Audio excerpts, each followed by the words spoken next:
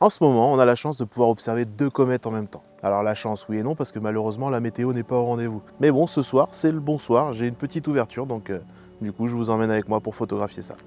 Allez, c'est parti.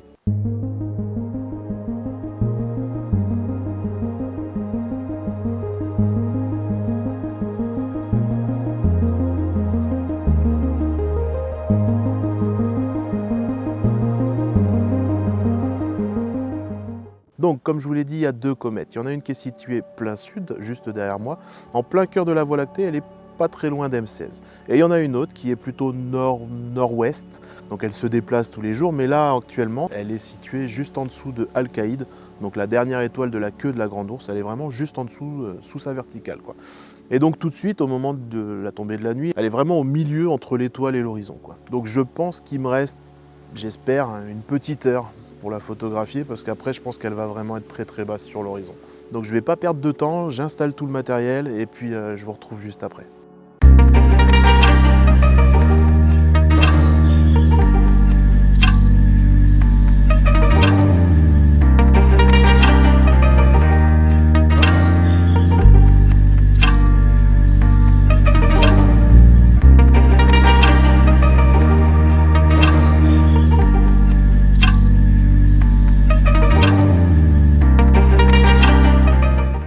Donc voilà, j'ai fini d'installer, j'ai fait l'équilibrage. Donc ce soir, le matériel que je vais utiliser, donc c'est ma lunette. Je ne l'ai pas encore présenté sur la chaîne, donc c'est la Red 461. Il y aura une vidéo qui arrivera à ce sujet-là. Donc toujours avec la caméra ZWO ASI 533 MC Pro. Donc ici on a la petite lunette guide, c'est une 32 mm avec une focale de 120 mm avec la ZWO 120 Mini. Et donc tout l'ensemble contrôlé avec un ASI Air Mini et le tout est posé sur la Star Adventurer GTI. Donc bah écoutez, je vais procéder à la mise en station et puis ensuite on va aller pointer cette fameuse comète.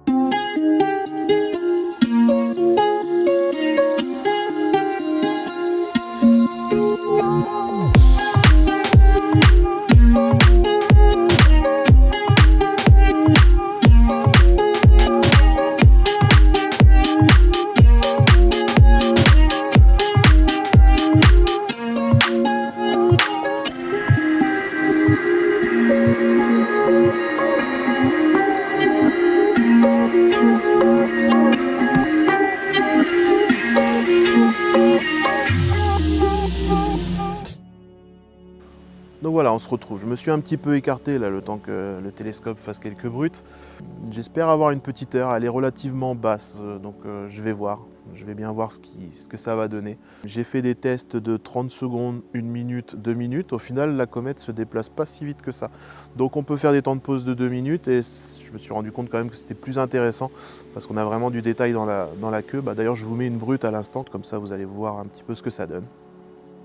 Donc voilà, écoutez, je suis parti pour, j'espère avoir une trentaine de photos, 1 heure, ce serait pas mal.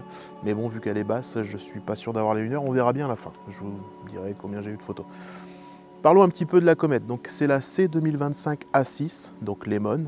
Elle a été découverte assez récemment, elle a été découverte le 3 janvier 2025, donc cette année, en début d'année, par le programme Moon Lemon Survey. Donc c'est en Arizona, aux États-Unis. Donc si on parle un petit peu de la comète en général, donc son passage au plus proche du Soleil, en d'autres termes la périhélie, c'est prévu pour le 8 novembre. Après, c'est en ce moment là où elle est au plus proche de la Terre. Donc c'est le meilleur moment pour l'observer et la photographier bien évidemment. Quand je dis c'est le moment où elle est au plus proche de la Terre, c'est en ce moment, mais je crois que la date exacte c'est le 21 octobre. Et on va dire jusqu'à mi-novembre à peu près, quoi. Donc après, plus qu'à espérer que la météo soit au rendez-vous. Par contre, comme je l'ai dit juste avant, elle est relativement basse, donc pensez à vous éloigner des villes et de la pollution lumineuse. Et avec sa période orbitale d'environ 1150 ans, en clair, c'est la seule fois où on la verra passer et on la reverra plus jamais. Donc malgré la météo, c'est vrai qu'il faut essayer de ne pas la louper. Surtout qu'elle est quand même relativement jolie. Elle se distingue par 2 caractéristiques. La première, ça va être sa teinte émeraude. En fait, cette couleur verte émeraude là est due à la présence de carbone diatomique. Et au fur et à mesure que la comète s'approche du Soleil, cette molécule se fait décomposer par les vents solaires et donne cette couleur verte au gaz qui s'échappe. Et la deuxième caractéristique qui fait qu'elle est sublime, c'est sa très longue queue bleu pâle, qui d'ailleurs en réalité est une double queue composée de glace et de poussière provenant du noyau de la comète.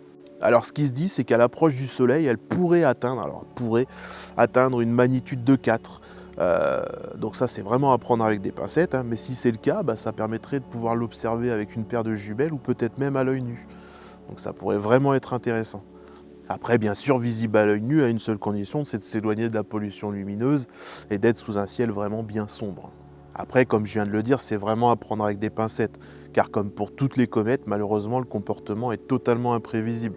La magnitude prévue peut être totalement sous-estimée ou même surestimée. En tout cas, ce soir, là, on est le 18 octobre, on est toujours à une magnitude de, je crois, 10,3 ou 10,4. En tout cas, on est plus de 10. Donc on est très loin de la magnitude 4. Donc voilà, j'ai pas forcément grand chose à rajouter sur la comète Lehmann. Pour ce qui est de la comète donc Swan, donc c'est la C2025 R2. Donc elle est située, comme je disais, plein sud. Elle est moins... Alors pareil, elle a une très longue queue, mais elle est moins jolie photographiquement parlant, on va dire. Ça reste une très belle comète, mais comparée à Lehmann, c'est vrai qu'elle est un petit peu en dessous niveau beauté. Donc forcément, étant donné que voilà, les deux se couchent très vite, hein. Il y en a une qui est à la hauteur de M16 plein sud, donc elle est en train d'aller se coucher. L'autre Lehmann, pareil, comme je vous ai dit, elle est en dessous la Grande Ourse, donc pareil, elle va passer sous l'horizon. Alors Lehmann a la particularité qu'elle va ressortir de l'horizon, mais vers 3h, 4h du matin pour les plus courageux. Donc voilà, on peut la photographier soit en début de soirée, soit plus tard dans la nuit.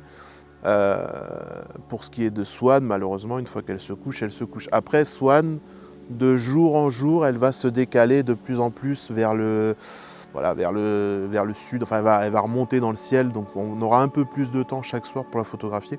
C'est pour ça aussi que je me concentre sur les modes. D'une, elle est plus jolie, et de deux, Swan, je pense qu'on aura un peu plus de chances de la voir par la suite également. Donc voilà, écoutez, je retourne à mes prises de vue et puis je vous retrouve juste après. Et puis de toute façon, je vous montrerai le résultat final de ce que j'ai obtenu. Mais vu la première brute, j'ai hâte de voir ce que ça va donner.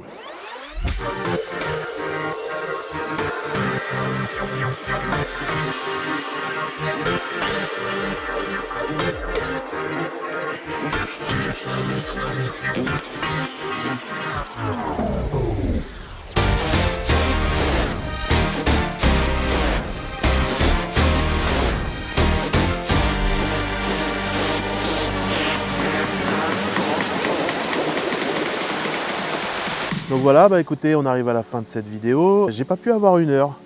J'ai eu 20 brutes. Malheureusement, la comète commence à être un peu trop basse, donc je préfère arrêter là parce que de toute façon, je vais perdre en qualité. Elle est toujours pas sous l'horizon, mais bon, trop basse, c'est pas très bon. Écoutez, moi, il me reste plus qu'à ranger le matériel. Ensuite, je vais traiter ça dès ce soir, je pense, parce que je suis vraiment excité de voir le résultat, sachant qu'une brute était vraiment sympa. Je pense qu'elle va être belle.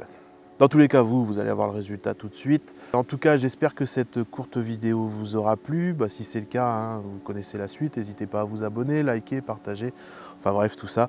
Et pareil, si vous avez eu la chance également de pouvoir photographier la comète, n'hésitez pas à partager votre photo sur le Discord. Le lien est juste en dessous dans la description. Donc voilà, du coup, moi je vous laisse avec le rendu final. Et il ne me reste plus qu'à vous souhaiter un très bon ciel. Et puis à bientôt. Allez, ciao.